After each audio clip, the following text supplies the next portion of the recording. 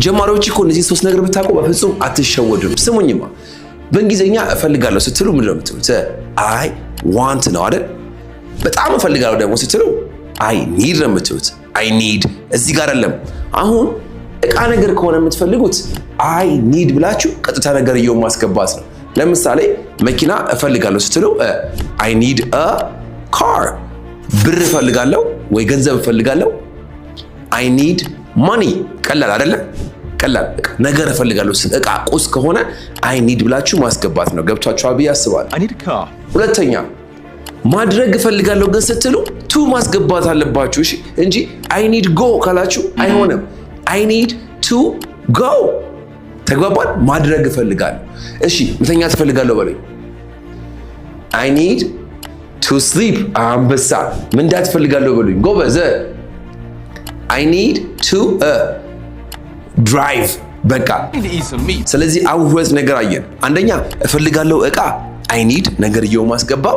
ቀጥሎ ማድረግ እፈልጋለሁ ስትሉ አይ ኒድ ቱ ብላችሁ ማድረግ ማስገባት። የመጨረሻው መሆን እፈልጋለሁ ነው።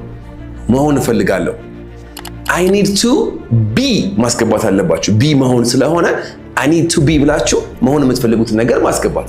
ለምሳሌ ሀብታም መሆን እፈልጋለሁ አይ ኒድ ቱ ቢ ሪች። ደስተኛ መሆን እፈልጋለሁ አይ ኒድ ቱ ቢ happy. I need to be happy for him. ተግባባን?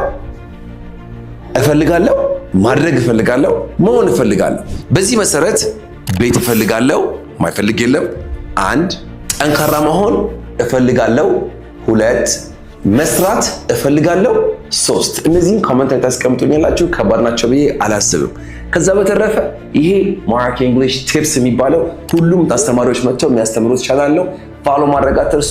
ጀማሪዎች ላይ ፎከስ አድርገን በደንብ እንሰራለን። ዛሬ ይሄው ብቅ ብዬ ተጋብዤ መጥቻላችኋለሁ። ፎሎ ላይክ ሼር ዶንት ፎርጌት ማራኪ እንግሊሽ ያደርጋል ያስችላል። one love John in the house. Marak English tips of his are easy.